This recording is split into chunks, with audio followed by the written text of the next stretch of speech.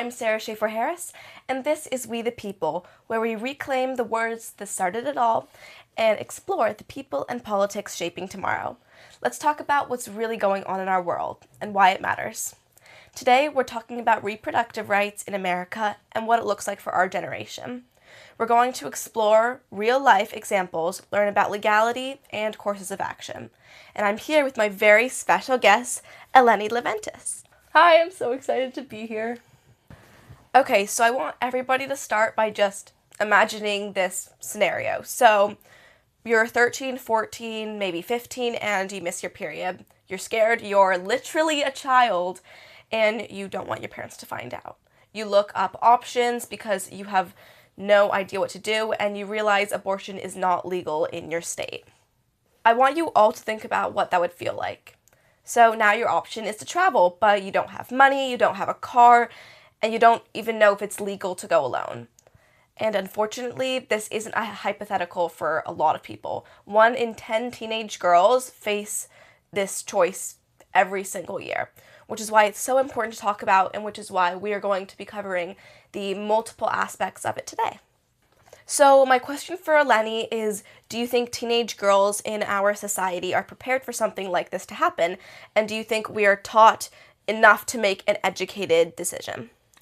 I mean, for me personally, I think that it's kind of yes and no, because, like, we all know that it's a sad reality that, like, so many people have to face, but, like, so many people think, oh, that would never happen to me, or, like, and since we live in California and abortion is, like, legal, like, it's maybe something that, like, I personally don't have, like, a lot of experience with, like, people not having, like, rights to their own body, which is just, like, so insane to think about, like, other, like, young girls who, like, definitely do not know what to do. I know. Yeah. And I think in schools, like, they cover, like, the basics. You know, Right. they cover the basics How to put a condom sometimes. on. Yeah, basically that's it. I'm gonna be so for real, that's it. And it varies based on public schools, private schools, but I don't think that girls are really taught about what to do in the situation that does happen because Right. it's so stigmatized. Yes. And it's, like, so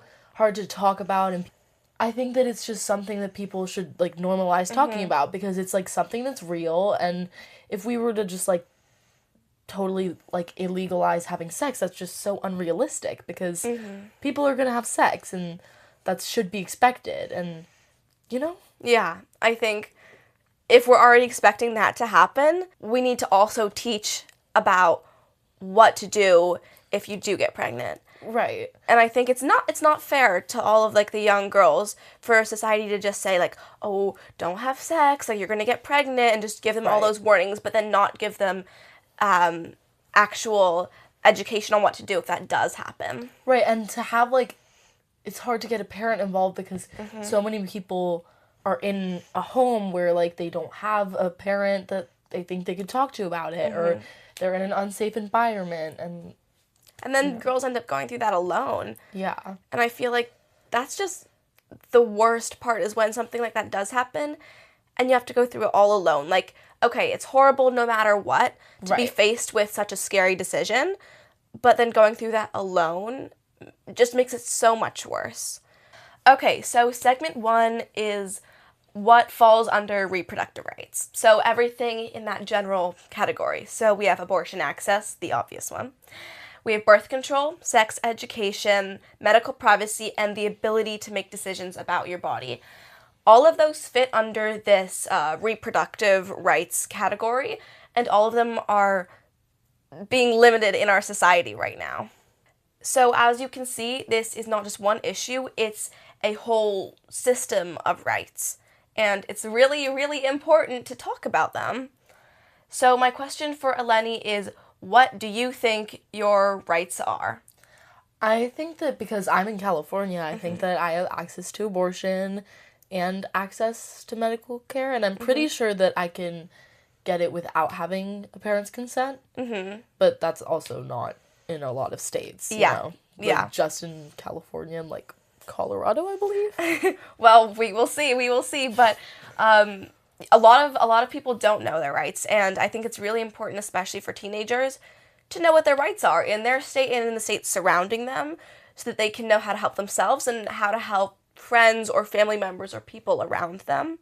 So let's see what our rights are. So above, I am going to put a photo about the abortion access in every single state. So you will see green, you will see yellow, you will see orange, purple, and dark purple.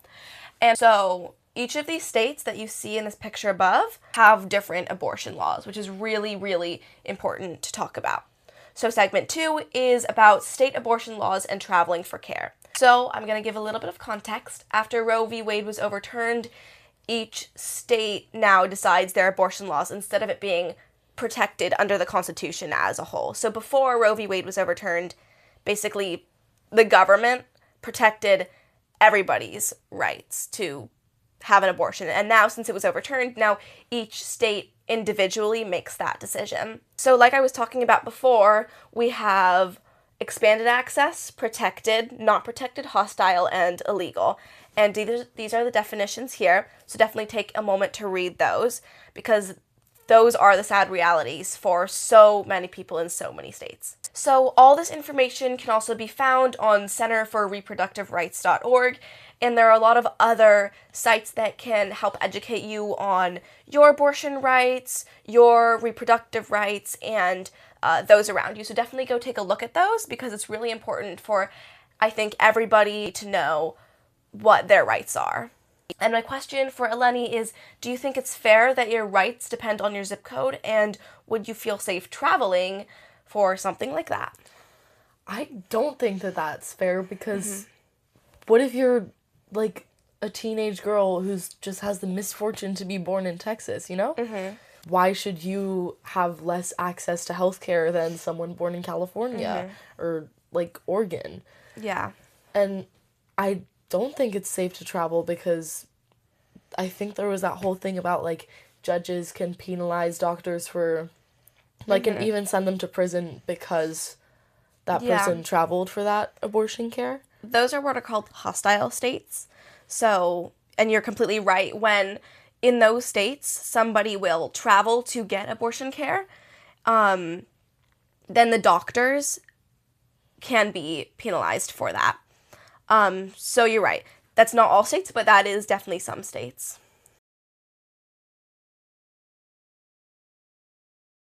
Baby, where the hell is my husband? What is taking him so long to find me? Oh, baby, where the hell is my husband?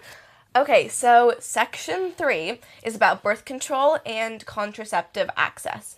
States also limit access to birth control, which can be super problematic, because birth control, like the pill, condoms, IUDs, or implants, aren't only used for pregnancies, but they're also used for medical conditions and super heavy periods, which I know a lot of girls can relate to. I think most high school girls have birth control for the prime reason of having a bad period, and other medical reasons like period cramps, irregularity, hormones, and so much more.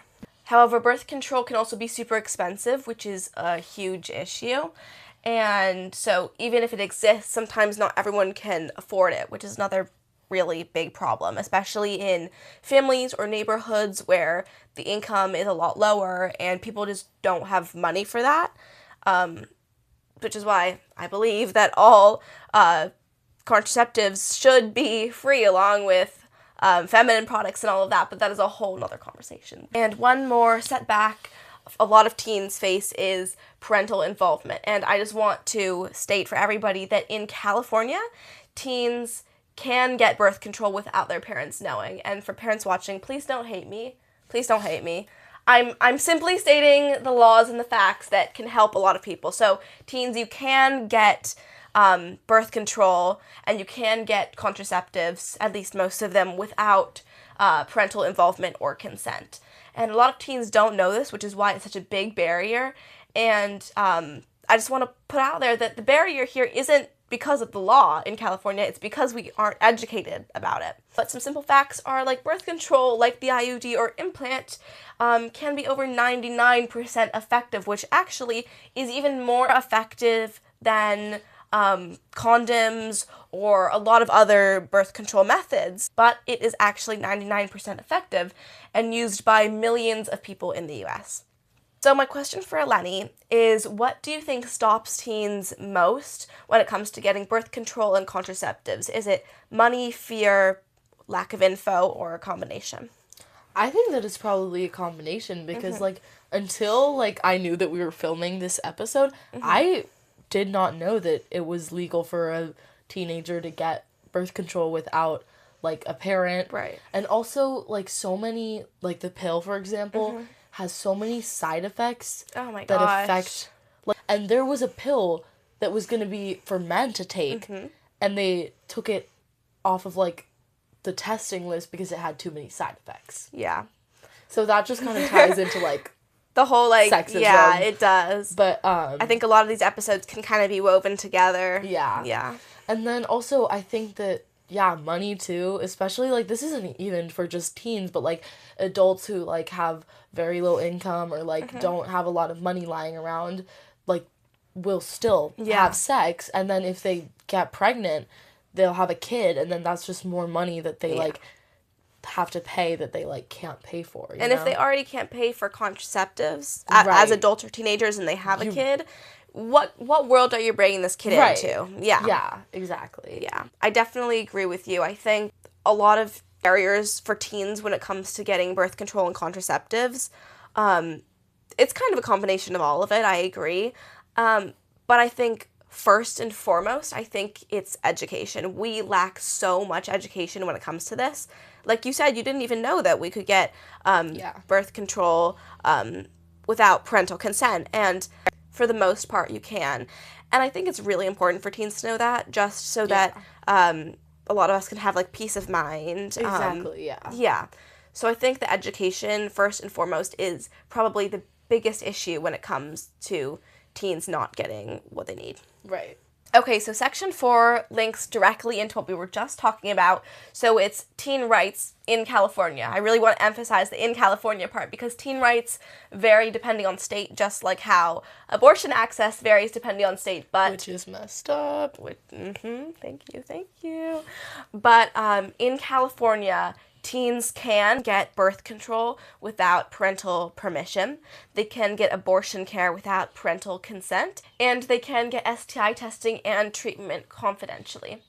So my question for Eleni is, did you know teens in California have these rights?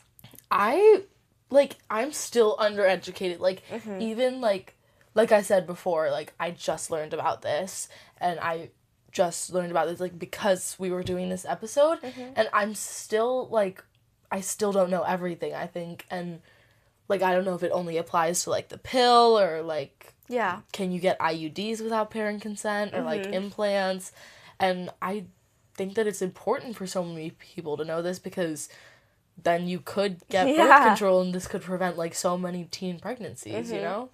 I completely agree, and I, even myself, like, even doing this episode, like, I don't know the answers to questions, so I really encourage everybody who's listening to go either contact your healthcare provider or go look it up, because teens have more rights than we actually think or know, you know? I think sometimes teens are treated like children in the sense that, like, we think that we don't have a lot of rights, but we actually do. We have quite a few, so I really do encourage people to go look that up, so that we can prevent a lot of teen pregnancies and STIs and other harmful things. Yeah.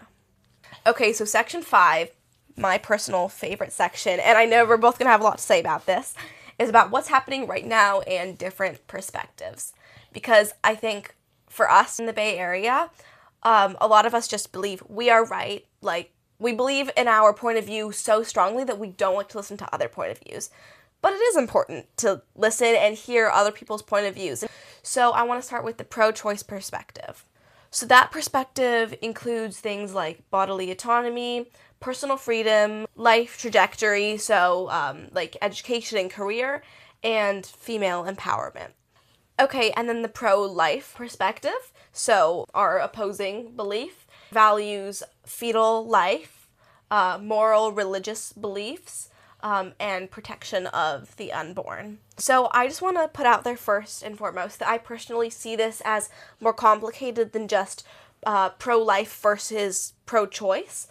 For me, I think it connects to feminism and the idea that people, especially women, should have control over their own life path, which is why I'm so pro-choice. And I just want to put out there that this is my perspective. This is my belief. So this is not every pro-choice perspective, but this is what I believe. And I also understand that people's beliefs come from really deep moral and religious values, and it really connects to where you grew up and what values you grew up around. And I think I have had some discussions in classes and with other people where it really brings to light that when you're born, you really are kind of a blank slate, you know? You think you're a free thinker, but you're not. Your values come from those around you. So if you're born in more of a red state, your values are probably most likely going to align more with those around you versus us being born here purely coincidentally, or our values align with those around us. Yeah. So I think it's really important to talk to everybody about it. Yeah, I've kind of thought about this a lot, I wondered, oh, if I was born, somewhere else, do I think, I would be, pro-Trump or something? And then... Yeah. But, so I've tried to think about him from, a neutral kind of standpoint. Yeah. And it's just, every single time I'm how do people, yeah. miss that? But I understand because, he lies a lot, you know? So, he makes these, false promises that people, believe and they, want to believe. Yeah. And I, know that people want to believe that a world can be he promises or whatever. Yeah. But, yeah, I don't know. I kind of can't. Yeah. I know why people are saying it, but I just, can't choose that over a woman and, having her own bodily autonomy, you know? Yeah, and I really like what you said about looking at things through a neutral standpoint. I did a experiment. We were given a question, and the question was, are ICE agents doing a good job at deporting people? That was the question. And obviously, in the Bay Area, and for me individually, I am extremely anti-ICE. Extremely, right? And that comes from my own beliefs, my own morals, and from where I was born. And then we were given a list of evidence, and we had to argue this claim. And me and everybody else in the class kept saying, well, I guess ICE agents are doing a good job at deporting people, but the morality included in it is horrible. And we would always add in that but. We could never just talk about the question itself, which was, are ICE agents doing a good job at deporting people? We could never just talk about that because we were so aligned with our own values. We could never look at it from a neutral standpoint. And even now talking about this on the episode, I want to tell everybody I am anti-ICE. You know, I do not believe in how they are treating people. I do not believe in deportation or any of that. But when asked to look at it through a neutral standpoint, we couldn't. We just couldn't. So I know what you're saying about how it's so hard to look at things that are going on in our country with Trump, with abortion, with pretty much anything. And it's so hard to look at it through a neutral standpoint. Yeah. Yeah. Okay, and my question for Lenny is, where do you think our beliefs come from? And do you think people actually listen to each other on this issue? I think my morals come from... It just made me realize, that's a life. And that's a life that, you know, I'm not saying that, a fetus doesn't have, potential to be a life. But, I'm not saying it doesn't have value, but, it just doesn't seem fair that it has to, live in the, saddest, environment ever. And, you know, because in one of my classes, we had to do this, questionnaire where you picked 3, it said the Catholic Church's stance on a... I do remember that. Problem I remember doing that. in the modern world, and you had to state your opinion on whether or not you agree with the Catholic Church. And I think this is going to stick with me so long, for so long, because it was about abortion, and it said the Catholic Church believes that a child's right to life outweighs the mother's right to choose. I remember that. That was... And it's just the wording that was just, like, so insane to me, because that mother, like, already has a life. And she has, like, so many things that she could do, and, like, having a child would make it so much more complicated, you know? Yeah, that sentence really stuck with me as well. I actually remember that. And also, like, it's at that point where, like, the child has a heartbeat, like, I don't know exactly how many weeks it is. I think it's, don't quote me on this, 6 weeks? If you've been pregnant for 12 weeks, you know you're pregnant, and that's a pregnancy that, like, you want to have, and that's, like, a baby that maybe you already have picked a name out, and, like, you already painted, like, their nursery room or something, and gotten them little, like, onesies. These people are faced with, like, the worst news of their life, and they, like, find that maybe their baby, like, doesn't have, like, a skull. Or, like, their baby has a detrimental issue that could harm them, the mother, or the mother's life, you know? And then they have to choose, like, between the mother and the baby. So no one that's been pregnant for 12 weeks has been like, oh, I'm pregnant for 12 weeks. I want to have an abortion so that I can have a beer, you know? If you go check out one of my posts on Instagram, an article where I stated basically an exact replica of that scenario, where a woman wanted her pregnancy and her baby had a heartbeat, right? And then her baby died.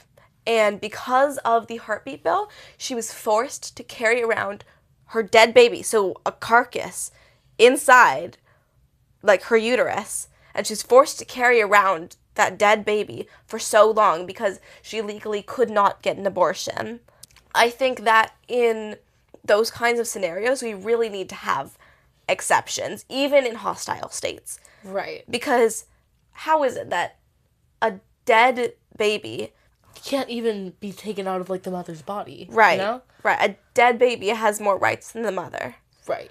And also, like, if you think that abortion should be, like, stopped because, like, it should be illegal because of your religion, like, your religion goes against it, you then don't get an abortion. Right. You shouldn't take away, like, millions of other people in America's rights to an abortion because you feel like it's wrong.